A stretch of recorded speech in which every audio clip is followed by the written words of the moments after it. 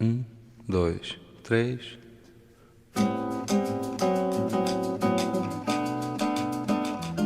Reiguálate, un podcast itinerante sobre igualdad y feminismo. Oh, zum, zum, zum, zum, zum, zum, zum, tá faltando Hola, bienvenidos a Reiguálate, edición desde casa.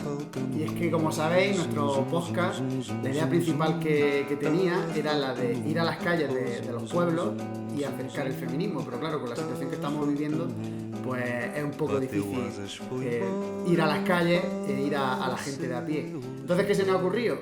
Pues acudir nosotros a la gente que más sabe. Y entonces Davinia se ha inventado, con no le para la cabeza, se ha inventado estas jornadas virtuales que, bueno, háblanos de en qué van a consistir esta serie de programas desde casa. Bueno, pues como bien dice César, nuestra máxima intención es acercar los saberes a todas y a todas las personas. Bueno, pues estos son unas jornadas que van a ser virtuales, que van a consistir en 5 entrevistas a 5 personas diferentes. Hoy tenemos el placer de llevar a cabo una entrevista a una persona, un referente mundial. César, cuéntanos quién es. Sí, bueno, quería terminar de matizar que esta serie de jornadas realmente se van a hacer en la vida real, se van a hacer en Olula del Río. O sea, la gente que vamos a entrevistar, la idea era que viniesen aquí a dar una charla, pero bueno, pues tenemos la oportunidad de hacerlo con las nuevas tecnologías. Y como bien dice Davinia, qué mejor manera de empezar estas jornadas que con ese referente mundial que es de aquí, de nuestra tierra, como es Miguel Lorente Acosta, que bueno, que lo hemos tenido que apuntar porque el currículum se las trae. Médico forense y también profesor en la Universidad de Granada, en la Universidad de Medicina. Y bueno, ha hecho la tesis en el FBI. Es colaborador actualmente en la ONU, en la OMS, en la Organización Mundial de la Salud.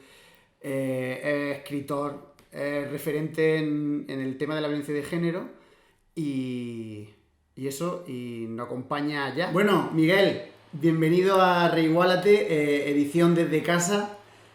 Muchas gracias por aceptar la invitación y es que realmente estaba planeado que tú viniese aquí a Olula a dar una charla, pero claro, con el giro del acontecimiento pues ha sido imposible que puedas venir a Olula, pero gracias a la tecnología pues aquí estamos. Antes que nada, ¿qué tal estás llevando el confinamiento? Muy bien, todavía no me he enterado que estoy confinado porque no paro de trabajar a un ritmo increíble desde las 6 de la mañana a las 2 de la noche, sábado y domingo inclusive. Y tengo la verdad, la sensación no es que estoy confinado, sino que estoy trabajando y estoy realizando el trabajo allí donde estoy, ¿no? Pero desde el punto de vista reflexivo hay muchas cosas que me preocupan todo el tema de violencia de género que está sucediendo ahora con una evolución hacia el riesgo que va a ir aumentando progresivamente y puede haber un incremento de homicidios una vez que pare el confinamiento porque son circunstancias muy distintas. La violencia está presente pero el control, que es el objetivo que pretende el agresor, lo está consiguiendo favorecido por el confinamiento, pero cuando acabe todo esto, la posibilidad de que él perciba de que ha perdido el control se puede traducir en femicidio. Y luego también me preocupa mucho que todo esto se utilice para hacer un repliegue, para dar un paso hacia atrás en todo lo que son los avances sociales, los avances en términos de derechos, y es algo que ya hay elementos en el aire para sospechar de que se pueda utilizar, ¿no? No quiere decir que se vaya a conseguir, pero sí que se pueda utilizar. Por lo tanto, estoy muy entretenido en él. Claro, y bueno, además que también eres súper activo en redes sociales y con tu blog, o sea, no paras de crear también contenido. Sí, porque estas cosas al final uno las vive, no es como una tarea con un horario de 8 a 3, sino que es algo que sientes, ¿no? Y que sabes que la solución no está en ninguna ley, en ninguna norma, en ninguna institución, sino que es algo que tenemos que conseguir transformando la sociedad, transformando las personas, una por una. No va a haber nunca algo que pueda transformar a todas a la vez, sino que tiene que ser individualmente ese proceso. Y por lo tanto intento compartir pues, inquietudes, críticas, dudas, de una manera que ayuden a los demás y que me ayuden a mí también a recibir su retroalimentación, ¿no? Yo, para empezar la entrevista había pensado, pues claro, el tema de el machismo y la violencia de género en el confinamiento, porque yo te he escuchado alguna vez decir que el sitio donde se supone que más seguro debemos de estar es en nuestro hogar. Y precisamente ahí es donde se produce la violencia de género. Y entonces ahora en esta situación muchas mujeres están presas en sus casas con su enemigo. Entonces, tú, ¿a ti qué te está llegando así más en profundidad? ¿Cómo se está viviendo la cosa? Sí, la situación es terrible, dramática, porque el confinamiento le está dando, digamos, el camuflaje ideal a los maltratadores para seguir ejerciendo la violencia en términos de poder, de dominio, de control, de sumisión. Muchas veces la gente, por lo que se ve en los medios de comunicación y por lo que se recibe habitualmente, la gente piensa que la violencia tiene como objetivo principal dañar a la mujer, ¿no? Producir una herida, un hematoma, una fractura, y esos son instrumentos para conseguir el objetivo primordial, que es el control, el sometimiento, el dominio de la mujer, ¿no?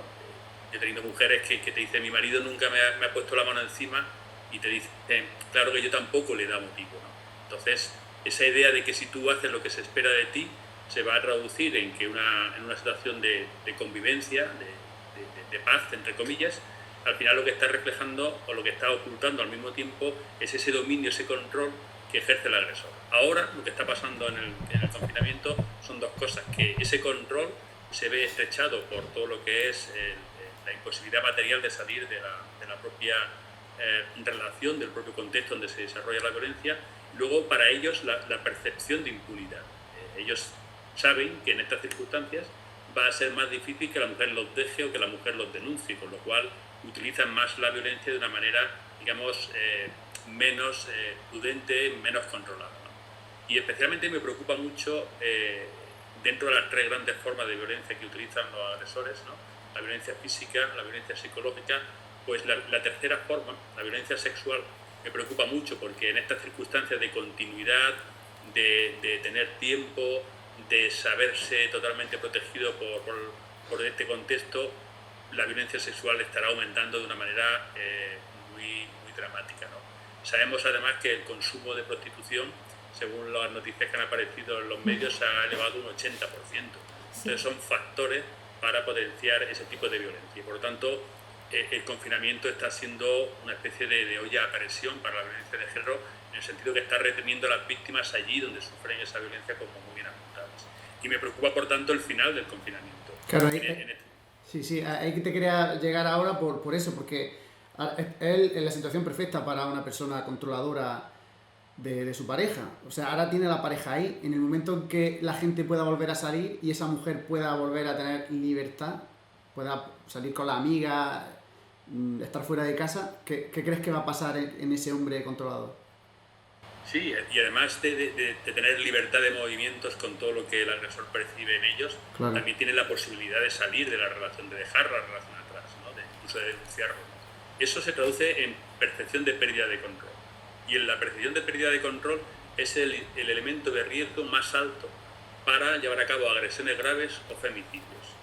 Estos días me han pedido un artículo científico para la revista española de medicina legal, y he analizado un poco la situación en otros contextos, ¿no? En contextos de grandes catástrofes o en aquellas circunstancias que han ocurrido en países como en Japón con el tsunami después del terremoto, en Australia con los incendios que hubo repetidos durante mucho tiempo, o después de algunos terremotos.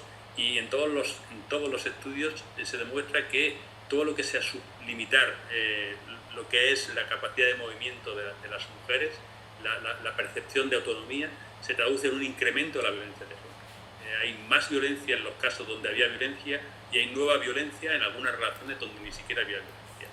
Luego, esa situación se traduce en mayor femicidios, es decir, en el hecho de que cuando eso acaba, el agresor percibe que pierde el control y se dispara el riesgo. No es matemáticas, porque estamos hablando de conductas humanas, pero al mismo tiempo sí son factores de riesgo que nos deben de alertar para poner en marcha factores y protocolos de protección y de valoración del riesgo para evitar que eso suceda. Pero sí debe de preocuparnos mucho el final del confinamiento en términos de aumento de autonomía, de libertad, de independencia de las mujeres, y que eso se traduzca una vez más, no es la primera vez que ha sucedido, pasó con la crisis económica, que todo eso se traduzca en mayor riesgo, mayor violencia y mayor número de femicidios. Claro, aquí en este programa decimos muchas veces que nos gusta ser resolutivo e intentar dar respuestas y soluciones. Entonces, a una mujer que esté sufriendo ahora, que pueda estar siendo víctima de algún tipo de violencia en su casa, confinada, y que esté viendo esto, ¿qué podría hacer? Bueno, lo primero es nunca alertar de que te voy a dejar, te voy a denunciar, es decir, esa argumentación que forma parte de la discusión, del enfrentamiento, a veces no te aguanto más, te vas a arrepentir, te voy a dejar, te voy a ir con los niños, ese tipo de cosas nunca hacerlas explícitas.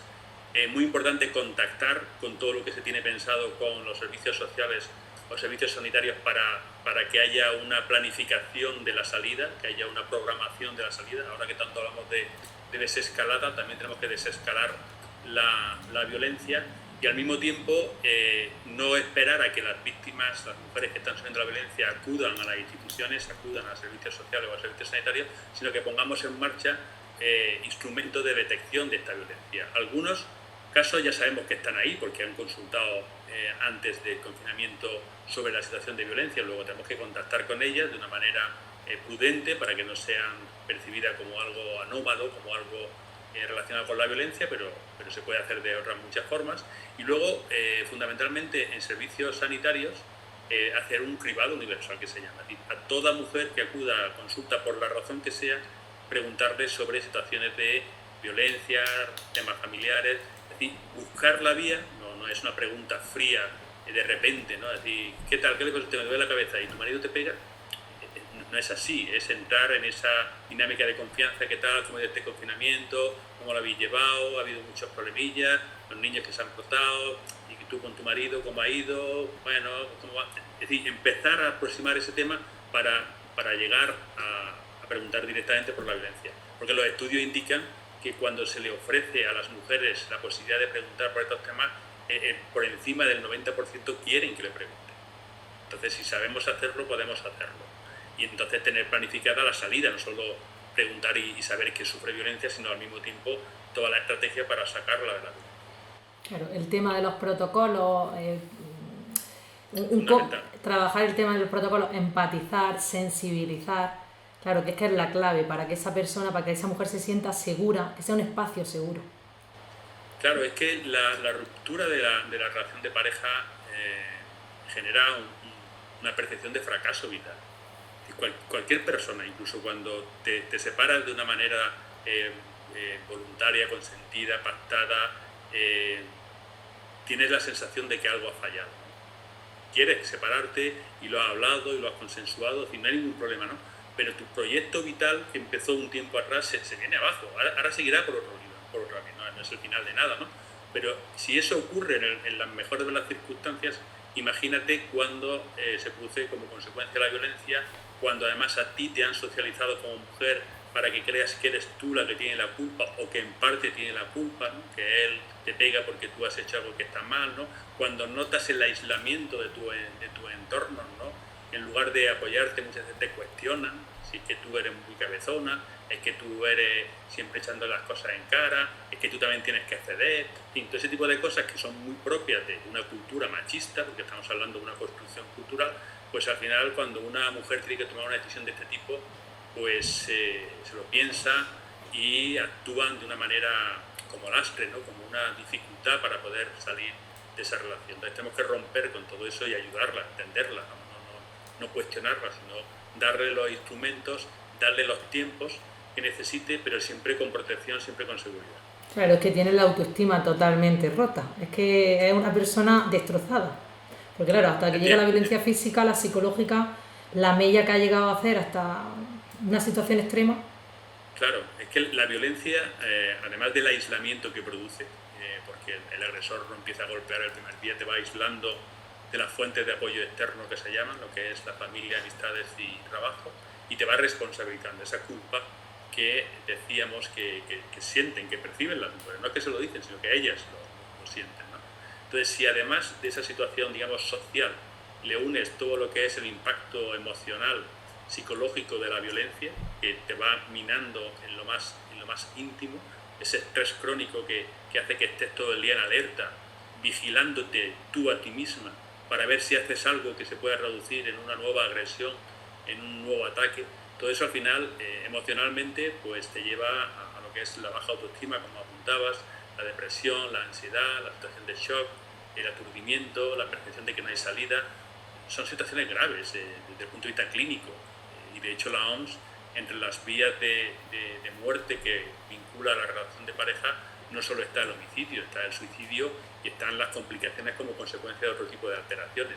Entonces, que no solo se mata a una mujer a través de un asesinato, sino que hay otras formas de destrozar esa vida e incluso de acabar con esa vida de una manera más indirecta.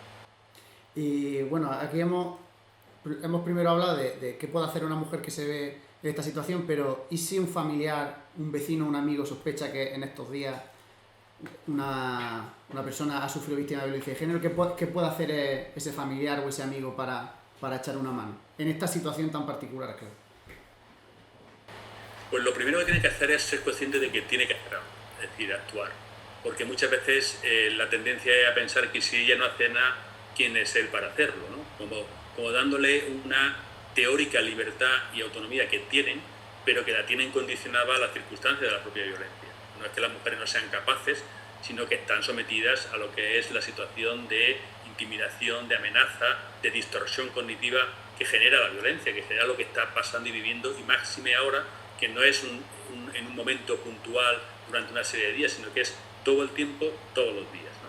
Entonces, el familiar, la persona cercana, tiene que actuar, ¿no? Y puede hacerlo de dos vías, que no son incompatibles, es decir, dependiendo del grado de confianza y del grado de intimidad que tenga con la mujer que sufre la violencia, puede hablarle directamente sobre la situación que está viviendo, cuando esa confianza y esa intimidad es, digamos, segura, y al mismo tiempo permite entrar en estos temas de una forma rápida, ¿no? En el sentido de que no tienen mucho tiempo para poder hablar extendidamente, ¿no? Y por otra parte está el acudir a las instituciones, no solo a la denuncia. De hecho, la denuncia a veces en estos casos no es, digamos, lo más importante, puesto que es lo más contundente, pero no lo que más ayuda para que la mujer tome conciencia y adopte un papel, digamos, más proactivo, que sea ella la que vaya decidiendo, la que vaya gestionando los tiempos, ¿no? Pero no son incompatibles, puede ir a servicios sociales o a servicios sanitarios y hablar de la situación que tú percibes que sufre tu amiga, que sufre tu familiar, que sufre tu vecina. Y a partir de ahí, como decíamos antes, establecer una respuesta, que no tiene que ser inmediata, que a lo mejor tiene que ser progresiva, que tiene que ser un día que vaya a la farmacia, que tiene que ser un día que vaya a la compra, que tiene que ser un día que vaya al centro de salud, pero hay que hacer algo, ¿no? Esa idea de que no hacer es hacer es un error, porque no hacer siempre es hacer a favor del agresor, que va a continuar con su violencia. Pues sí, totalmente de acuerdo. Bueno, otra pregunta que queríamos hacerte es que como víctimas de violencia de género se cataloga a aquella mujer que ha mantenido una relación o mantiene una relación sentimental. Una de las medidas del Pacto de Estado es que se incluyan también, por ejemplo, casos como el de Laura Luelmo, el de Diana Kerr. Pues era si nos podías contar un poquillo cómo va, si eso va en avance, este parón ha paralizado aún más. Sí. ¿Qué opinas si crees que deberían de estar incluidas como víctimas de violencia de género, si piensas que son víctimas de violencia de género? Totalmente. Es decir, la violencia de género, por definición, es aquella que se construye sobre las referencias sociales y culturales que llevan a los hombres a utilizar su posición de poder para ejercer violencia sobre las mujeres en cualquier contexto. Uno de ellos es el familiar, la relación de pareja, otro es el laboral a través del acoso sexual y otras vías de acoso, y otro es el social a través de la vía, digamos, de la violencia sexual, de la mutilación genital femenina, etcétera, etcétera, ¿no? Es decir, que la violencia de género, nuestra ley que habla de la violencia de género en la relación de pareja, el artículo 1, en el preámbulo define la violencia de género en sentido global. En el año 2004 el legislador decidió limitar el concepto de violencia de género, que lo reconoce como amplio, a la relación de pareja, porque era la primera vez que se vinculaba cultura con violencia. Es decir, que se aceptaba legislativamente que había una construcción cultural que llevaba a los hombres a ejercer la violencia sobre las mujeres. Entonces, esa relación hasta ahora inexistente de unir cultura, es decir, normalidad a violencia, necesitaba, digamos, para que se asumiera y se aceptara por la sociedad una forma de violencia que fuera muy frecuente, que fuera muy cercana y que fuera muy grave, ¿no? Para que eso ayudara a interiorizarlo, ¿no? Y la más frecuente, la más cercana, la más grave es la violencia de género en la relación de pareja, pero no la única. Y a pesar de que se ha utilizado la más cercana, la más frecuente y la más grave, con 60 mujeres asesinadas de media cada año, pues todavía hay quien cuestiona la violencia de género, todavía hay quien dice que es violencia familiar, que es violencia doméstica, que las mujeres también maltratan, que no hay que hacer diferencia entre si la víctima es mujer o la víctima es hombre. Es decir, no se quiere aceptar esa violencia porque precisamente es una violencia cultural, una violencia del machismo. Entonces, yo creo que en aquel momento fue un acierto hacer este trayecto hacia la violencia de género en sentido amplio, desde la más cercana, la más frecuente y la más grave, pero que sí que ya estamos en el momento de ampliar ese concepto como se ha hecho. El Pacto de Estado lo ha ampliado, ahora hay que plasmar esa medida del Pacto de Estado en la normativa que le dé ya carta de naturaleza, que le dé referencia formal para que se actúe en consecuencia. Por tanto, toda la violencia sexual debe de incluirse como violencia de género y regularse y gestionarse de la manera que se vaya desarrollando. Me decías que si ha habido un parón, pues lo ha habido. Hoy precisamente se ha reunido la Comisión de Seguimiento del Pacto de Estado y se ha visto que desde enero del año pasado hasta hoy no se ha hecho ninguna medida nueva, no se han cumplimentado más medidas.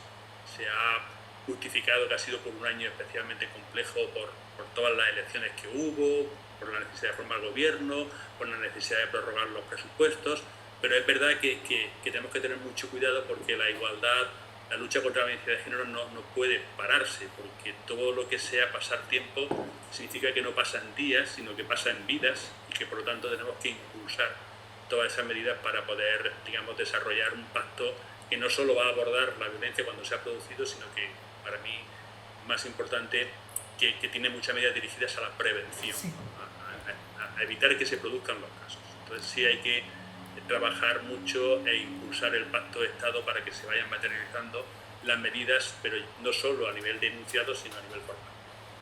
Claro, bueno, pues hablando hilando con lo que nos vas diciendo, a día de hoy en las redes sociales tenemos el fenómeno de las fake news y de los bulos. Por ejemplo, ahora ha estado súper presente, por ejemplo, la situación que nos encontramos con el coronavirus, por ejemplo, el 8M, que es la protesta del 8M. ¿Existe alguna realidad que lo vincule? ¿Algún estudio? ¿Se ha desmentido? ¿Cómo es la situación? No, es una clara instrumentalización porque ese fin de semana, además de las manifestaciones del 8M, pues hubo partidos de fútbol, hubo miles de salas de cine y de teatro que estuvieron abiertas, creo que hubo más de 10.000 misas, hubo incluso mítines de partidos de ultraderecha.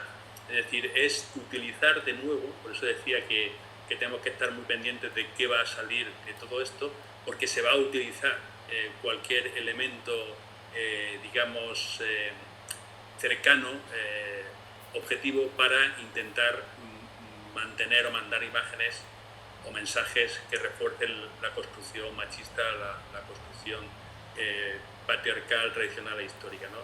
Uno de ellos fue el del 8M, intentar vincular de una manera perversa, yo diría que terrible, lo que es una enfermedad, una pandemia que ha afectado a todo el planeta, con las manifestaciones del 8M, cuando no hay una mayor incidencia en mujeres, ni hay una mayor, digamos, un dato objetivo que indique que la manifestación del 8M ha tenido como un cambio significativo en la expresión de la enfermedad, ¿no? Pero al mismo tiempo vemos que tampoco es extraño cuando oímos a Donald Trump decir, lo primero que dijo, que este virus extranjero, es decir, le pone la etiqueta extranjero para hablar del virus en su primera manifestación, porque al final están utilizando la pandemia para reforzar sus ideas, ¿no? Ideas machistas, ideas nacionalistas para excluir a las personas que vienen de otros países, ideas para defender los cuidados a través de la figura tradicional de la mujer, ¿no? Ahora la importancia de los cuidados, pero nadie dice la importancia de los cuidados en los hombres, ¿no? Cuando tú hablas de la importancia de los cuidados, es que se supone que las mujeres son las que tienen que cuidar. No están diciendo que los hombres nos incorporemos a los cuidados y que tenemos que compartir los cuidados y que la responsabilidad de los cuidados es de hombres y mujeres, sino que hay que cuidar pero ¿quién va a cuidar? Pues las que han cuidado siempre, ¿no? Para que los abuelillos y las abuelillas, con todo el cariño del mundo, no estén en residencias, que estén en las casas, pero en las casas con su hija, con sus nueras, con sus mujeres, ¿no? Entonces, el modelo va a intentar utilizar esto para mantener el modelo, ¿no? La verdad por que... tanto, decía que la instrumentalización del 8M pues, fue muy clara en ese sentido. Estaría interesante que se hiciera un estudio, porque yo observo, por ejemplo, ahora a la hora de la conciliación familiar y laboral, ahora los niños y las niñas no tienen ni colegio, ni guardería, ni instituto. Sería muy interesante hacer un estudio de ver quién va a tener que dejar los trabajos. Bueno, ya se ha decidido, ¿no? Es decir, cuando todo el sector servicios es el que está sufriendo las consecuencias, cuando ya se está pensando en reactivar la industria, la construcción, etcétera, etcétera, va a pasar como ocurrió con el New Deal después del crack del 29, ¿no? Que se reactivaron los trabajos que los hombres desarrollan, digamos, en mayor proporción que las mujeres, ¿no? Aquí siempre va a pasar igual, la mayor precariedad, los trabajos a tiempo parcial, los trabajos, digamos, más remunerados y reconocidos están, digamos, ocupados por hombres, ¿no? Entonces, quienes van a ceder, además con el doble argumento, ¿no? El argumento de que es su trabajo habitual y el argumento de que quien tiene que sostener a la familia es el hombre, ¿no? Y cuando se han hecho estudios por el CIS y le preguntan a la sociedad española, en caso de necesidad, estoy hablando de estudios hace varios años, es decir, que ahora que es una realidad, pues imagínate lo que pueda pensar la gente, pero la gente pensaba un 40 y tantos % que ante caso de necesidad el hombre tenía que tener como preferencia a la hora de coger un trabajo, ¿no? De darle un trabajo, ¿no? Pues si eso era así en situaciones de normalidad, de capacidad de repartir los puestos de trabajo, imagínate ahora que no hay esa capacidad. Yo creo que ese pensamiento se va a reforzar. Para cerrar el tema de los bulos y de la fake news, el 8M, a atribuirle el virus al 8M, es la última filigrana, pero ya llevamos una tradición. Por ejemplo, el caso de las denuncias falsas, y que se utiliza mucho el falsificar esos datos, darle la vuelta para que parezca otra cosa. ¿Eso a quién le interesa? ¿A quién le interesa fomentar esas fake news? Al machismo, y le interesa y lo logra además. La gente sigue pensando que la mayoría de las mujeres denuncian falsamente. No hay datos que lo corroboren, es decir, las denuncias falsas según la Fiscalía General del Estado están por debajo del 1%, el 0,018%. Además, lo que sí se sabe es que se denuncia un 25% aproximadamente, es decir, que la mayoría de las mujeres que sufren violencia no denuncian, con lo cual, si hubiera interés en denunciar y en denunciar falsamente, habría muchísimas más denuncias, cuando el problema es que no denuncian las mujeres que sufren la violencia, hasta el punto de que el 80% aproximadamente de las mujeres asesinadas nunca han denunciado, es decir, que han vivido con la violencia hasta ser asesinadas sin decir nada. Entonces, vemos que es toda una construcción, pero como al final es una construcción que alimenta el mito de que la mujer es perversa, es mala, lo sabemos desde que la historia dijo que Eva nos echó del paraíso por una especie de egoísmo, de protagonismo, ¿no? Pues esos mitos se alimentan, se reactualizan con nuevas referencias, ¿no? Entonces, es fácil decir que una mujer ha denunciado falsamente y que sea creíble, y decir que un hombre ha denunciado falsamente a una mujer, pues no resulta creíble, ¿no? Porque la palabra de un hombre está por encima de cualquier otra situación. Cuando un hombre denuncia violencia, nadie dice algo habrá hecho tú para que tu mujer te haya pegado, ¿no? En cambio, las mujeres se lo dicen, ¿no? Primero dudan, después cuando no dudan dicen algo habrá hecho tú. Y cuando no dudan y aceptan que ha hecho tal, le recriminan por haber denunciado y no haberlo resuelto a nivel privado, a nivel familiar, ¿no? Luego el cuestionamiento de la mujer está en la esencia, porque beneficia, como apuntabas, como preguntabas, beneficia a la construcción cultural. De hecho, cuando te vas al barómetro del CIS y ves qué problemas son considerados como graves por la población española, pues resulta que la violencia contra las mujeres, con 60 mujeres asesinadas cada año y 700.000 maltratadas, ¿no? Pues resulta que es un problema grave solo para el 1%, el 2% de la población. Entonces, si que asesinen a 60 mujeres, si que la violencia de género en 16 años haya matado a más mujeres que ETA en 40 años, y en cambio todavía se está hablando de lo peligroso que es ETA, de cómo se pacta con los herederos de ETA, y todas estas cosas, como recriminando por lo terrible que era el terrorismo, y lo era, nadie está quitándole trascendencia al terrorismo, pero que se vea esa gravedad en el terrorismo y no se vea la gravedad en el machismo, pues refleja esa construcción interesada que desde el machismo se tiene, y por eso se intenta minimizar, ocultar, desviar, mezclar, confundir la violencia de género con otra violencia o con otras circunstancias. Ahora, un tema del que se habla mucho y se está escribiendo mucho es el de las nuevas masculinidades y el papel del hombre en el feminismo, ¿no? Y para adentrarnos ahora un poquito en ese tema, a mí me gustaría preguntarte, ¿cómo te adentraste tú en el mundo del feminismo? Bueno, pues leyendo y sin querer, es decir, no fue como una idea de reflexión. Decimos que yo necesito aprender, fue un poco la deriva a la que me llevó mi trabajo como médico forense. Cuando yo empecé en el año 88, que entonces no había concienciación y sensibilización sobre violencia contra las mujeres, no se hablaba de eso, no existía legalmente, ¿no? Pero yo al trabajar de forense veía mucha gente que sufría violencia, gente que se peleaba los fines de semana, en los bares, en un pub, en las discotecas, haciendo deporte, ¿no? Era lo habitual, ¿no? Y llegaban con lesiones no especialmente graves, ¿no? Un hematoma, algún arañazo, poco más, ¿no? Y cuando veía a una mujer maltratada, que en aquella época llegaban con lesiones muy graves, bastante graves, porque aguantaban muchísimo más, ¿no? Por esa vergüenza, por esa inseguridad que había, por ese no saber a dónde se acudía cuando se denunciaba, ¿no? Me impactó mucho que dijeran esa frase que luego yo utilicé en uno de mis libros, ¿no? Decían, mi marido me pega lo normal, pero hoy se ha pasado. Entonces había como una aceptación de la violencia, pero no de la cantidad de violencia. Lo que se cuestionaba no era si te pegaba o no, sino si te pegaba mucho o poco. Y a mí eso me dejó en shock, porque cuando yo intenté entender eso y hablaba con ellas, y yo intentaba buscar en mis libros, en mis apuntes, dónde venía todo eso, ¿no? Y como médico nunca lo había estudiado, pero como médico forense, para ser médico forense, se supone que era el mayor especialista del sistema para poder valorar este tipo de situaciones, tampoco lo habíamos estudiado en los 400 y pico temas que teníamos que estudiarnos, ¿no? Y claro, ahí fue cuando empecé yo a trabajar, a investigar, en un principio con una idea muy científica, ¿no? De definir el síndrome de agresión a la mujer. Lo definí, lo publiqué y tal, ¿no?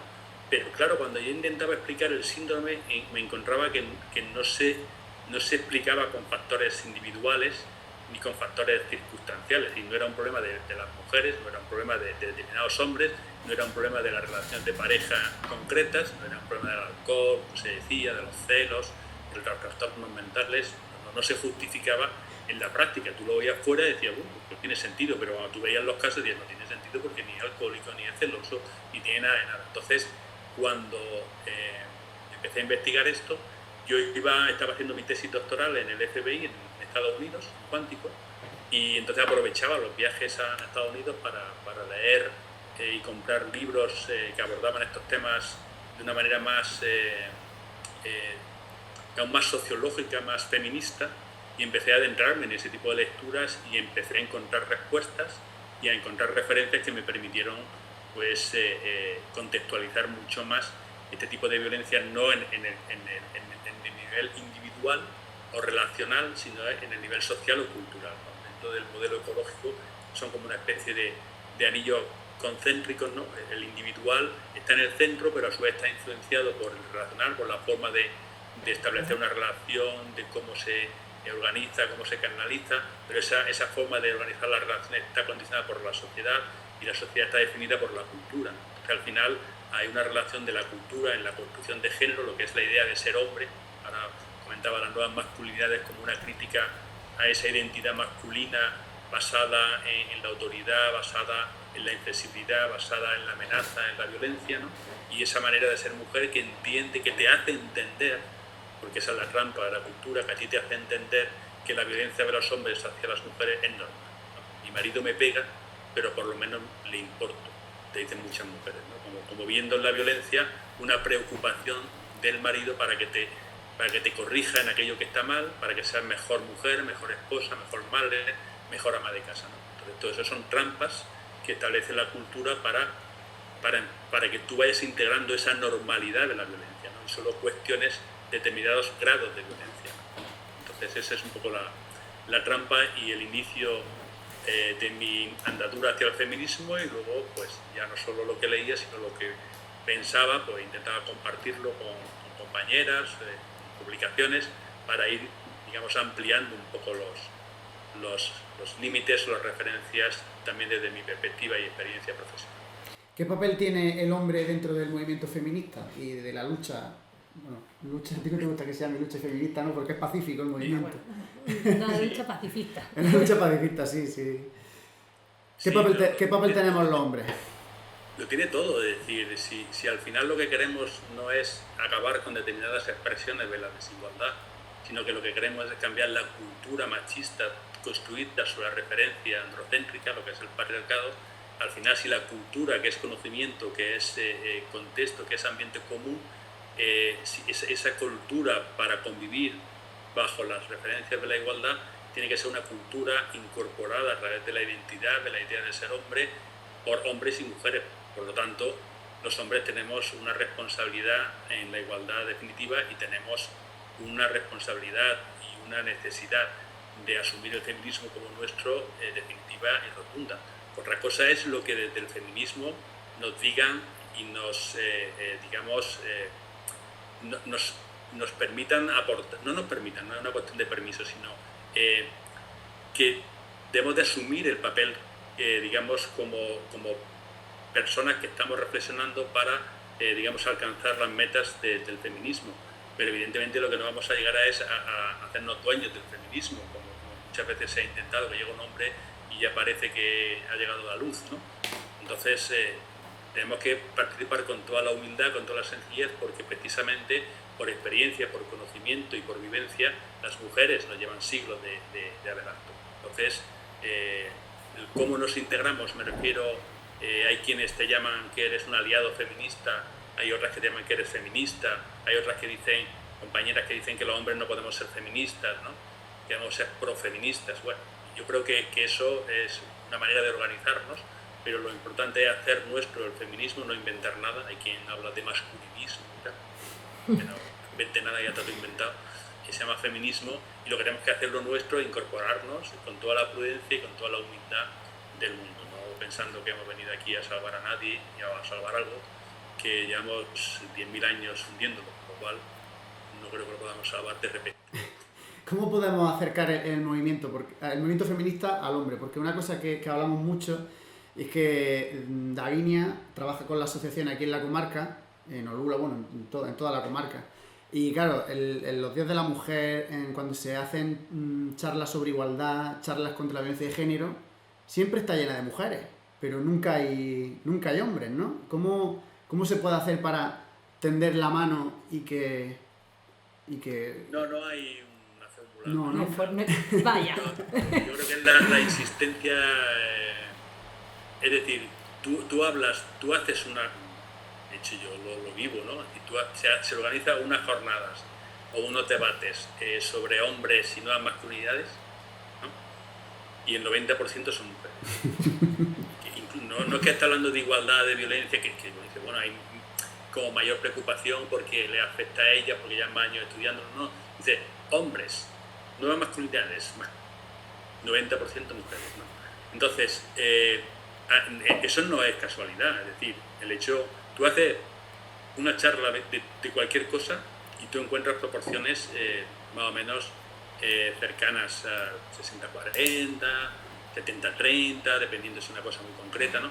Pero que haya un sesgo tan marcado y constante en la presencia de hombres no es cuestión de que no tienen tiempo, de que jugaba la Champions, no. Es que no quieren ir, ¿no? Y ese no querer ir es muy significativo porque en el fondo no quieren ir porque se ven cuestionados. Y se ven cuestionados no como maltratadores, no como machistas, digamos, exhibicionistas o explícitos, sino se ven cuestionados como hombres, en el sentido de que esa masculinidad normal es una masculinidad cargada de privilegios que unos utilizan, otros no, pero los tienen. Entonces, cuando tú cuestionas esos privilegios, estás cuestionando la masculinidad. Y la masculinidad es común a todos los hombres. Entonces, mientras que tú no seas consciente de que si no haces algo, estás haciendo para que continúe todo lo que estamos viviendo y criticando, pues al final no vas a hacer nada para cambiar. Claro, es que no hacer nada también es hacer algo. Estás posicionándote en el hecho de no hacer nada. Es mantener lo que ya hay, ¿no? Entonces, esa idea que te dicen mucho, yo no soy machista, yo no soy maltratador, ¿no? Digo, mira, es que, primero, para no ser machista hay que dejar de ser machista, porque todos somos machistas. Entonces, si yo no soy machista es como si dices, yo no soy andaluz. Pues te gustará más o menos Andalucía, te gustará más o menos, pero para no ser tendrás que hacer un proceso de deconstrucción para romper con muchas cosas que sin darte cuenta te van a salir como persona que tiene una experiencia, que tiene una identidad, que tiene unas relaciones, que tiene una forma de mirar cada día por la ventana que se llena de luz de Andalucía, que se llena de aromas de Andalucía, que se llena de cosas de Andalucía. Entonces eso no es decir yo no soy andaluz o yo no soy español. No, eso tienes que hacer algo más, ¿no? Y pasa igual con la masculinidad, que todavía es mucho más íntima, es mucho más profunda, ¿no?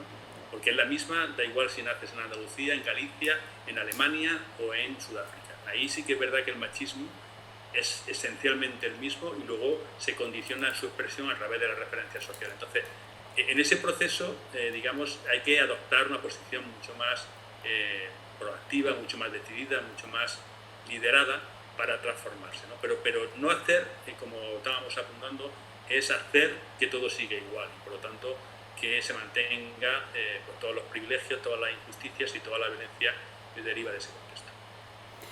Hemos mencionado... En definitiva, de cara a lo que hay que hacer es, yo creo que insistir. Es decir, no detenerse, ¿no? Es decir, es un poco a poco, es decir, pensar que si un día tenemos que hablarle a 5, le hablamos a 5, si un día tenemos que hablar a 2, a 2, si un día tenemos que hablarle a 10, a 10. Y lo que sí es verdad es aprovechar, como se iba a hacer, ¿no? Espacios donde estén los hombres, sobre todo los más jóvenes, ¿no? Como puede ser la educación, como puede ser la concienciación, para hablarles y hablarles en términos constructivos, no solo echarle la regañeta de que si maltratan mucho, de que si no hacen nada en casa, de cual, sino que se vean ellos como hombres, que se vean ellos como esos hombres que luego terminan suicidándose más que las mujeres, que terminan teniendo más accidentes laborales que las mujeres, que terminan teniendo más accidentes de tráfico que las mujeres, que tienen menos vida media, pero que lo vean como parte de su identidad, no como una víctima. Porque yo siempre digo que los hombres no son víctimas del machismo, los hombres son producto del machismo. En el sentido que todo lo que tienen de negativo, y tienen mucho, lo tienen a cambio de privilegios. No es un precio que pagan, sino es la ventaja de ser hombre con todos los privilegios y luego con las consecuencias negativas. Pero las mujeres todo lo que sufren lo tienen sin tener nada positivo acá. Entonces, eso es lo que un poco tienen que entender para no ser partícipes de una injusticia social como es la injusticia de la desigualdad. Entonces, yo creo que cuando se lo explicas, lo entienden. Otra cosa es que quieran renunciar a los privilegios, que es complicado y es duro, ¿no? Pero hay que trabajarlo, ¿no? Y además no se resuelve en un día, ni en un curso intensivo, ni en una jornada. Se trabaja con el poco a poco, ¿no? Pero precisamente por eso hay que hacerlo mucho. Aquí la mayor fuente principal de feminismo, por así decirlo, que se da en los medios rurales son las asociaciones, como he dicho antes, y también liberan un poco a la mujer porque hacen que la mujer, sobre todo la mujer mayor, salga de su casa, se relacione con otras mujeres, comparta cosas que a lo mejor no compartiré de otra manera. Pues ahora que estamos confinados, ¿qué podemos hacer para que eso continúe? Porque claro, ahora es un panorama completamente nuevo. ¿Qué Claro. posición, dónde se queda el asociacionismo en tiempos de confinamiento? Pues se queda en casa y eso no es bueno, ¿eh? Porque efectivamente hay una necesidad de respirar y de respirar igualdad, no solo respirar. El oxígeno no es suficiente cuando lo que se trata es de convivir. El oxígeno vale para vivir, pero para convivir hace falta algo más que oxígeno. Ese oxígeno son los derechos humanos y los derechos humanos, el único deficitario es la igualdad, ¿no? La libertad, la justicia, la dignidad, todos están garantizados. Hay límites, como los hay, pero límites dentro de un mínimo que está por encima de si tú viéramos un manómetro, cuál es la presión de libertad en la sociedad, estaría por encima del rojo. Si cuál es la presión de justicia, estaría por encima del rojo. Cuál es la presión de dignidad, por encima del rojo. La igualdad no, la igualdad está muy por debajo del rojo. Tenemos una situación donde la igualdad no se puede respirar porque la sociedad es desigualitaria, porque la sociedad es machista. Entonces, ese clima o ese aire todavía es más bajo en cuanto a la proporción de igualdad en los hogares, ¿no? Las ventanas, las puertas cierran ese paso de aire, ¿no? Por lo tanto, tenemos que intentar acercar ese activismo y ese asociacionismo a través de actividades online. Yo creo que habría que llamarlas a hacer determinadas tareas, ver una película, ver un corto, que hay buenísimos, para luego comentarlo. Es decir, mantener un poco esa ocupación, aunque sea de manera más artificial, pero sí un poco sin agobiar, porque el confinamiento es duro. Parece que uno tiene tiempo de todo y al contrario, el tiempo se va, digamos, fragmentando como si fueran habitaciones, ¿no? Y es verdad que no se tiene tiempo para todo, pero sí es bueno que se hagan actividades relacionadas con la igualdad a través de todas estas iniciativas por medio de las redes, por medio de las TIC, ¿no? que interaccionen y que mantengan ese clima crítico un poco alto. Quería comentarte la imagen de la mujer. A día de hoy tenemos una imagen de una mujer, y entonces una mujer luchadora, justiciera, combativa, que está en una posición de poder, es muy criticada. Y aparte se cataloga como una loca, una desquiciada y problemática, porque no seguimos el papel. ¿Qué puedes decirnos sobre esto? Bueno, hay dos cosas ahí que a mí me preocupan las dos. La primera es esa crítica fácil, ¿no? Porque en el fondo se asume que estás faltando a tu rol de mujer, ¿no? No es que estés haciendo las cosas mal, sino que no estás haciendo lo que se supone que tienes que hacer como mujer, ¿no? Entonces, los estereotipos al final pesan muchísimo más que una norma, que una ley, que un muro, ¿no? Porque lo que te hacen es asignarte según tu condición, tus características, ¿no? Tu lugar de residencia, tu formación. Todos estamos como vinculados a unos modelos rígidos de comportamiento, de uso de tiempo y espacios, atendiendo a esa condición que de hecho está formada por varios elementos, pero el primero y esencial es el mujer. Entonces, si tú, mujeres, ocupas ese papel de responsabilidad y lo ejerces de esa forma, pues te están cuestionando como mujer, ¿no? Porque no estás haciendo las cosas que se supone que deben de hacer las mujeres. Aunque estés haciendo bien tu papel de lideresa, aunque estés gestionando muy bien una empresa, aunque estés llevando muy bien tu trabajo profesional, ¿no? No se te cuestiona el trabajo, sino como mujer, ¿no? Y luego está la otra parte que a mí me preocupa mucho, y es la asunción del modelo masculino de reconocimiento como modelo válido, que yo creo que es una trampa del machismo, ¿no? Cuando una mujer, para ser una buena periodista, hace lo que hace un buen periodista. Cuando una mujer, para ser una buena médica, hace lo que hace un buen médico. Cuando una mujer, para ser una buena jueza, hace lo que hace un buen juez. O para ser una buena empresaria, hace lo que hace un buen empresario. Y eso es un error, porque al final estamos condicionando la libertad, la experiencia, las prioridades, la forma de ver las relaciones, que son distintas en hombres y mujeres, al modelo masculino. Entonces, las mujeres, para ser profesionales de reconocimiento, no tienen que hacer lo que hacen los hombres, sino que tienen que hacer lo que ellas crean que tienen que hacer, ¿no? Intentar cambiar, eso lo decía muy bien Bachelet, Michelle Bachelet, que tuve la posibilidad de conocerla cuando estaba en ONU Mujeres, y ella decía que cuando llega una mujer a la política, cambia la mujer; cuando llegan muchas mujeres a la política, cambia la política.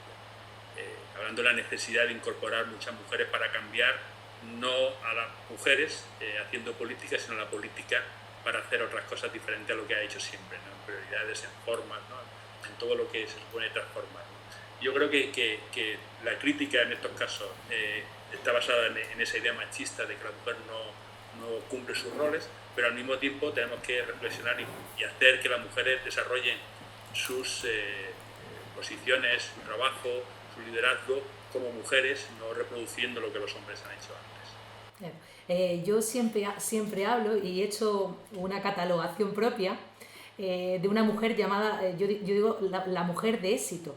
La mujer de éxito, que es una mujer que estoy viendo que está aflorando en estos últimos tiempos. Y la mujer de éxito viene a ser una mujer que trabaja muchísimo, que está ocupando, empresaria, está ocupando un puesto, un cargo directivo importante, donde tiene mucha gente por debajo de ella, dando órdenes. Por ejemplo, he conocido también en este caso muchas políticas, personas con mucha responsabilidad fuera de su casa, y al final de la mujer de éxito casi siempre va asociado, la gran mayoría están separadas, tienen una carga de culpabilidad increíble en el tema de la crianza de los hijos, y luego todo el tiempo se están poniendo en entredicho de si lo estarán haciendo bien, si lo estarán haciendo mal y si merece la pena. Entonces, al final, he descubierto que si eres una mujer de éxito, lleva una carga, una mochila y unas consecuencias en la gran mayoría de los casos que yo he conocido. Sí, sí, totalmente. Y además tú fíjate que por eso es muy difícil que en esa carrera los puestos, digamos, a más largo plazo, es decir, de más nivel, haya tan pocas mujeres, pero incluso por decisión propia, porque hay algo que las mujeres valoráis mucho como consecuencia de esa inteligencia afectiva, de esa necesidad de priorizar otras cosas que no solo el reconocimiento o no solo lo material, ¿no? Que os lleva a decidir voluntariamente, no solo ya por la presión social, cultural, machista, sino a renunciar a muchas cosas porque le dais más valor a otras. El problema es que tengáis que hacerlo como una elección, es decir, como una incompatibilidad, ¿no? Porque eso también tiene su parte de trampa, ¿no? Pero por otra parte, lo que tenemos que aprender los hombres, y por lo tanto no habría, digamos, esa competitividad por esos puestos, es que también tenemos que renunciar. Porque si al final lo que estábamos hablando antes con el feminismo, si a los hombres lo que nos enseñan es que para ser reconocidos tenemos que ser más, porque así nos presentan como de mayor éxito, de mayor reconocimiento, más poderoso, todo ese tipo de elementos que tanto gustan, ¿no? Pues nuestra posición siempre será la de ir avanzando a más, y no nos cuestionamos digamos, la culpa, no nos cuestionamos si lo estamos haciendo bien o mal, no nos cuestionamos si merece la pena, porque para nosotros nuestra identidad nos han dicho que tenemos que llegar lo más lejos posible y lo más alto posible. Entonces, claro, lo tenemos muy claro y por eso tiramos siempre para adelante, ¿no? Y ese es también el tema, ¿no? Que para que una mujer pueda tirar hacia adelante sin sensación de culpa, tiene que tener cerca en esa familia no solo estar sola, sino tener a un hombre que apoye su iniciativa, que vayan compaginando unas cosas con las otras, es decir, crear unas relaciones basadas en la igualdad, en el respeto, en el amor, en el afecto, no en quién tiene que ser el que traiga el dinero a casa, porque no se trata de eso, se trata de que haya como una mayor armonía en la sociedad, que no haya una especie de polarización antitética, o tú o yo, o el trabajo o la casa, o los niños o la relación. Siempre todo se está poniendo, digamos, en contraposición a algo, y la vida no es contraponer, sino la vida es vivir, ¿no? Entonces yo creo que ahí están parte de las trampas que te hacen que efectivamente al final las mujeres sean las más perjudicadas en una sociedad machista, porque el problema es que el contexto es machista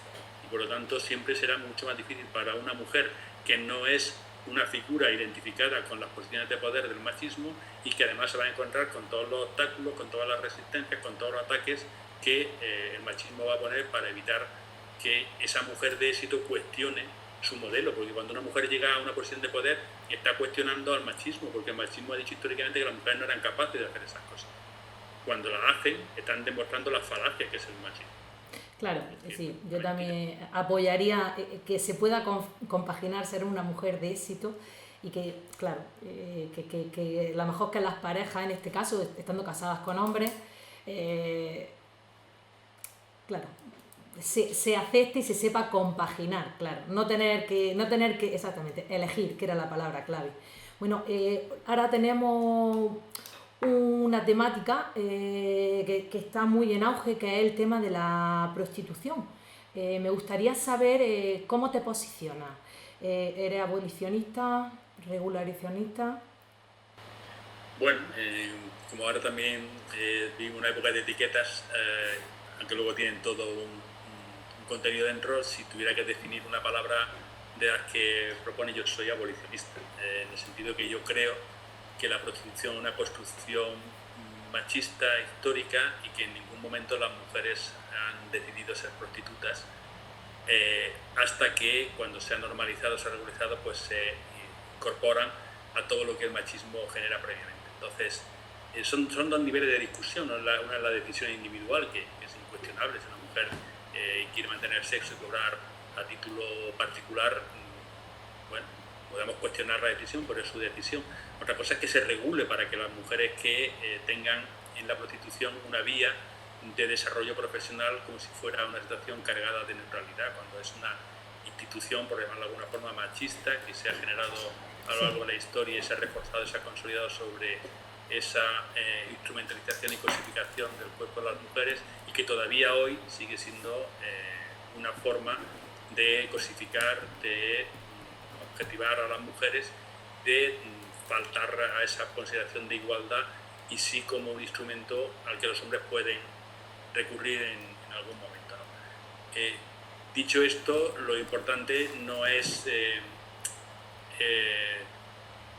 lo importante es entender la situación actual para llevar a cabo un proceso que termine en asumir la realidad de tantas mujeres que están ahora trabajando en la prostitución, ¿no? Es decir, no se trata de que a partir de mañana, como si esto fuera un confinamiento, no se puede ejercer la prostitución, porque eso no va a servir para nada, ¿no? Yo hace muchos años, 90 y tantos, me llamaron de una comisión mixta Congreso-Senado, y además de hacer un análisis del impacto de la prostitución en la salud, porque podemos tener casos de esta prostitución de lujo maravillosa, donde la mujer elige al cliente, etcétera, etcétera, pero la inmensa mayoría de las mujeres que ejercen la prostitución lo hacen en condiciones y en circunstancias que no vienen definidas solo por la falta de regulación, sino por la propia, digamos, búsqueda de sexo que tienen los hombres, ¿no? La prostitución, como la violación, no es una cuestión de sexo, es una cuestión de poder. El hombre que acude a la prostitución no acude para mantener relaciones sexuales. La inmensa mayoría de los hombres tienen relaciones sexuales fuera de la prostitución,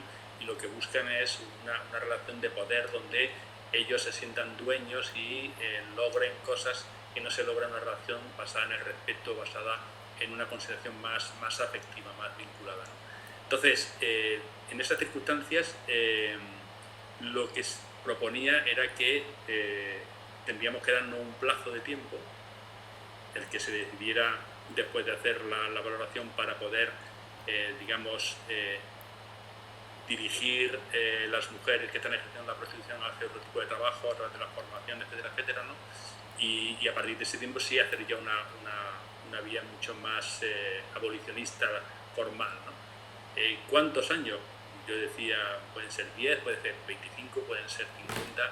Eso lo tenemos que decidir como sociedad, como democracia, a través de los recursos y los medios que pongamos en medio. Pero creer que la prostitución, basándose en el teórico consentimiento, digo teórico por todo lo que es el sistema prostitucional que llaman algunas compañeras feministas, que una mujer puede decidir libremente ejercer la prostitución, como si eso fuera una construcción neutra, al final no deja de ser un poco falaz, ¿no? Como cuando una mujer acepta que su marido le pegue, ¿no? El marido le pega lo normal.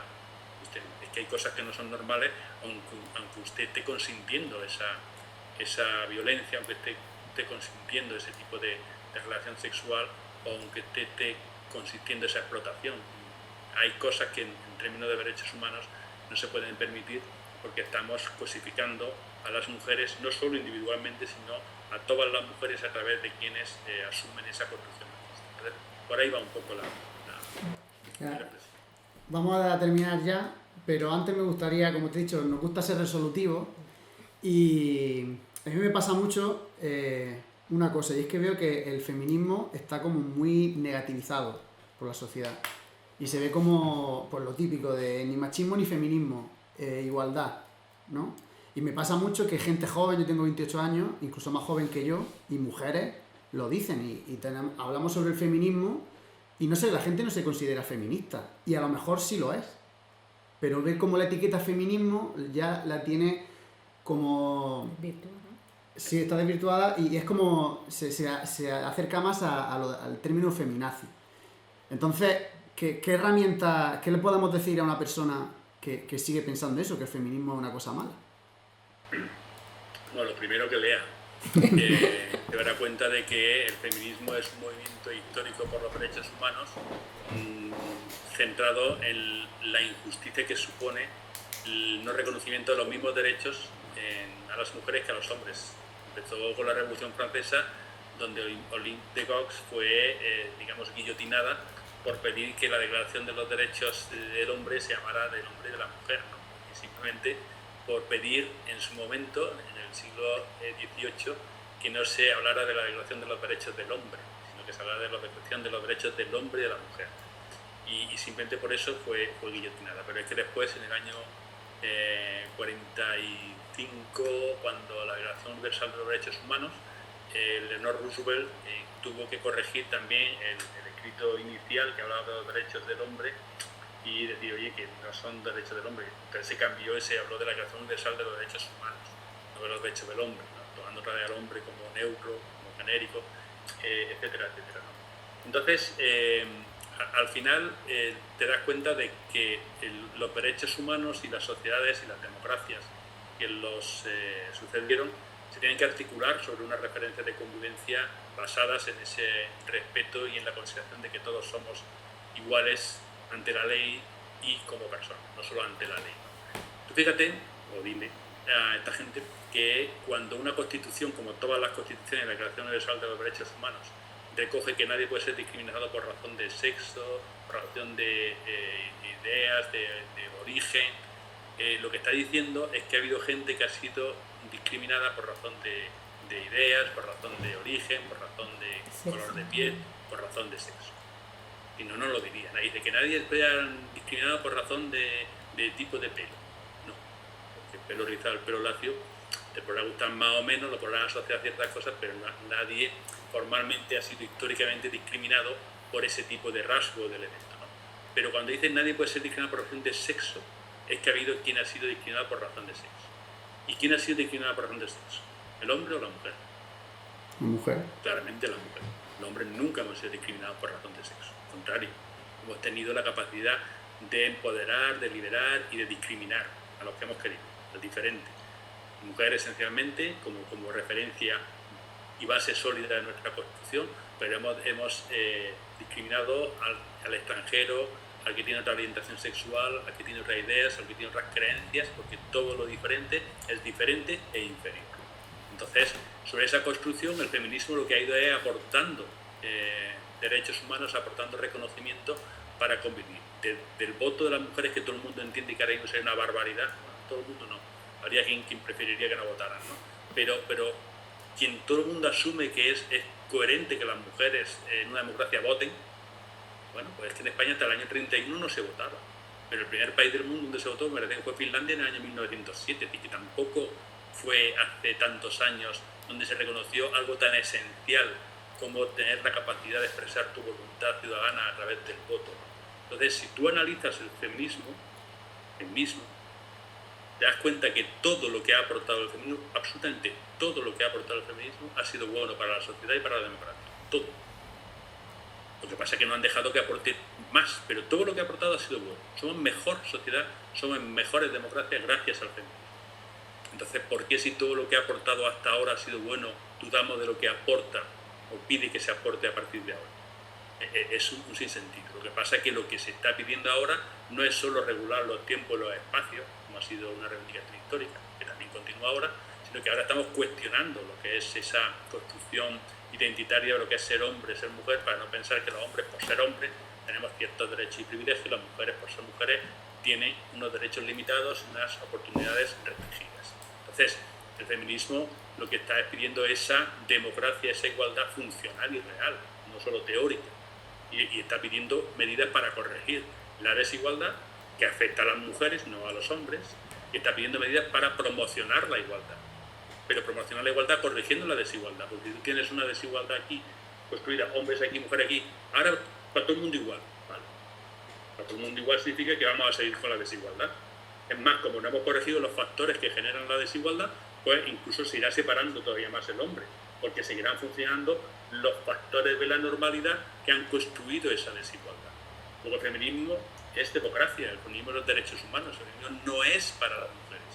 El feminismo es para corregir la injusticia que la cultura ha creado sobre la discriminación de las mujeres. Por lo tanto, es bueno para la sociedad. Es decir, ni feminismo ni machismo, igualdad, no me interesa. Eso no es así. Tú no puedes decir ni salud ni enfermedad. Para la salud hace falta la medicina. Y sin medicina no hay salud. No puedes decir que a mí me da igual la salud en abstracto que la enfermedad. No, medicina. O ciencias sanitarias, también enfermería, terapia ocupacional, fisioterapia y todo lo que envuelve la actuación sanitaria, ¿no? Pero tú no puedes decir que yo lo que quiero es que haya salud. Si no pones los medios no habrá salud. Y si no pones feminismo no habrá igualdad. Y si no hay igualdad no hay derechos humanos. Si no hay derechos humanos no hay democracia. Y hay abuso, explotación, violencia y discriminación. No hay otra. Entonces no es equiparable. Y están intentando equiparar un movimiento a favor de los derechos humanos con una construcción violenta, injusta de poder como es el machismo. Por eso han inventado este debate, como yo llevo muchos años, al final jugaban eso, yo no machismo ni feminismo, entonces han inventado la palabra que no existía, del embrismo, ¿no? Pues cuando se dice, mira, es que no se puede comparar feminismo con machismo porque feminismo no viene de hembras, sino que viene de la posición de las mujeres, entonces invitan el embrismo, ¿no? Para equipararlo al machismo, ¿no? Y ahora sacan el feminazismo, ¿no? Pero al final la historia está clara y está escrita, ¿no? Hay una discriminación por razón de sexo que han sufrido las mujeres y el feminismo ha sido el movimiento que a partir del análisis crítico de lo que le pasa a las mujeres pide la igualdad para toda la sociedad. No pide la igualdad para las mujeres porque la igualdad para las mujeres no existe. La igualdad tiene que ser la igualdad. No hay libertad para los que están libres, ¿no? La libertad es para toda la sociedad, no es para determinadas personas de la sociedad, ¿no? Entonces, por eso digo que es un debate artificial muy condicionado por quien tiene poder, por quien tiene credibilidad. Es muy fácil decir, son todas unas feminazis, ¿no? Y que sea creíble, y es muy difícil decir, asesinan a 60 mujeres cada año y que se vea como un problema grave, ¿no? Entonces, el peso de la palabra masculina, el peso de la palabra en el relato machista tiene mucho más recorrido, tiene mucho más eco que el peso de la palabra de las mujeres dentro del feminismo. Pero precisamente por eso hay que seguir insistiendo y tenemos que seguir llamando a los hombres a incorporarnos a este proceso de la igualdad a través del feminismo para poder alcanzar esa convivencia, esa democracia que tanto necesitamos. Y ya sí que sí, para alguien que haya visto esta entrevista, te haya escuchado hablar y de repente le haya hecho un clic en la cabeza. ¿Qué libro recomendarías para que siga su camino o documental o...? Bueno, yo creo que si no lo había hecho clic antes, es decir, que está como una fase muy incipiente, lo cual es positivo. Yo recomendaría libros como el de Nuria Varela, que tiene uno que es Feminismo para principiantes, que digamos que ahí te explica muchas de las claves históricas del feminismo y del momento actual, donde se dan claves, digamos, en tono divulgativo, pero con rigor, ¿no? Y luego, incluso, esta mañana estaba leyendo, porque me han pedido un artículo para otra cosa, hay uno de los que yo he escrito, que creo que es muy gráfico, aparte del de Mi marido pega lo normal, que está muy centrado en violencia, hay uno, lo tengo aquí, incluso esta mañana, que es el de, que lo he visto en estas cosas de tú haces la comida que yo cuelgo los cuadros, ¿no? Porque de hecho se llama Trampas y tramposos en la cultura de la desigualdad. Porque yo creo que la clave ahora del machismo no está tanto en el relato machista, claro, exhibicionista, que también lo hay, sino en jugar con todas las trampas, ¿no? Entonces, tú fíjate, cuando el tío dice, tú haz la comida que yo cuelgo los cuadros, ¿no? Que es una frase que en conversaciones con parejas, bueno, pues cuando nos casamos, nos mudamos de casa, pues al final, digamos, nos pusimos de acuerdo y dices, tú haz la comida que yo cuelgo los cuadros. Y efectivamente los hombres que tenemos ese gen del Blackbecker en algún cromosoma por ahí perdido, ¿no? Capaces de cambiar la broca sin pillarnos los dedos, sin hacer agujeros, sin atravesar las tuberías, ¿no? Pues nos consideramos especialmente capacitados para poner los cuadros, los ponemos y la mujer mientras pues, haciendo la comida, igual, ¿no? Una cuestión de distribución de roles consensuada, pactada, genial. ¿Dónde está la trampa? En que los cuadros se ponen en una semana y la mujer hace la comida toda la vida. Que fue el acuerdo el que se llevó, ¿no? Entonces, esto que es una tontería, una anécdota, ¿no? Al final la vida, las relaciones están cargadas de trampas que te hacen asumir como normal, lo que estábamos comentando antes, cuestiones que son totalmente inasumibles, inaceptables, y que se hacen en nombre de la normalidad, en nombre de la convivencia, en nombre de lo que es la familia, en nombre de mil cosas. Entonces, la madre es la que tiene que cuidar a los niños, la que los lleva al pediatra, la que hace las camas, porque el hombre está esperando. Bueno, yo recuerdo ahí en Orula, muchas veces estábamos en casa de mis tías, en Tíjola, y a lo mejor llegaba, pum, dejaba la chaqueta, el chambero del instituto, dejaba encima de la mesa y te decía tu tía, quítalo de ahí, a ver si va a venir alguien y va a esto en medio. Y decía, tía, pues va a venir. No, y entonces era todo, y sigue pasando, lo sigo escuchando en los entornos cercanos, ¿no? Que la casa tiene que estar, pero para pasar revista, porque si viene alguien va a cuestionar a la mujer, no al hombre. Porque si la casa está desordenada, van a decir, qué mujer más marrana, qué mujer más desordenada. Mi despacho es un caos, ¿no? Pero cuando viene alguien, dice, qué tío más inteligente. ¿Cuánto trabaja? No dice que marrano, ni que desordenado, ni nada de eso. Yo soy inteligente, trabajo mucho y lo tengo todo desordenado. Ahora, esto en casa es mujeres marranas, ¿no? O si el niño va con una mancha al colegio y dice, qué mujer me vaya a darle más marrana. No cuestionan al padre nunca, ¿no? Ahora, eso sí, si entra un ladrón, aquí estamos nosotros para dar la talla y levantarnos. Pero ¿cuándo entra un ladrón en tu casa? Nunca. Entonces, esto son las trampas que tú te crees que tú dices, no, si no entra un ladrón, yo salgo ahí, doy la vida por mi hijo, por mi familia, ya. Primero habrá que verte, y segundo, ¿cuándo va a entrar un ladrón? Por segundo, que son cosas absurdas que te hacen que tú organices todo por si entra un ladrón, o que tú tengas la casa níquel por si viene alguien, ¿no? Entonces son formas de entender la normalidad y se van reforzando en este tipo de cuestiones. Entonces yo creo que este tipo de lecturas que te hacen no solo captar la esencia del significado, que es muy importante, sino luego aplicarlo a las tonterías más cercanas, es clave, porque ahí es donde tú te vas a sentir identificado, no en el pensamiento profundo de alguien que es muy interesante saberlo y leerlo, ¿no? Pero que a lo mejor no te ves en eso, ¿no? Pero sí te puedes ver en algo anecdótico cercano. Pero siempre verlo desde fuera, porque cuando lo estás viviendo desde dentro no eres consciente, pero cuando lo lees, y como que te da una distancia para verlo. Y claro, una de las cosas que más le cuestan a los hombres, lo digo porque me cuesta a mí, con el tema del feminismo, es que cuando quieras dejar de ser machista y ser más feminista, significa perder privilegios para el hombre. Y claro, yo me lo cuestiono muchas veces. Digo, es que... Claro. No, pero claro, ya no. Pero cuando uno empieza y es consciente de que de verdad, pues...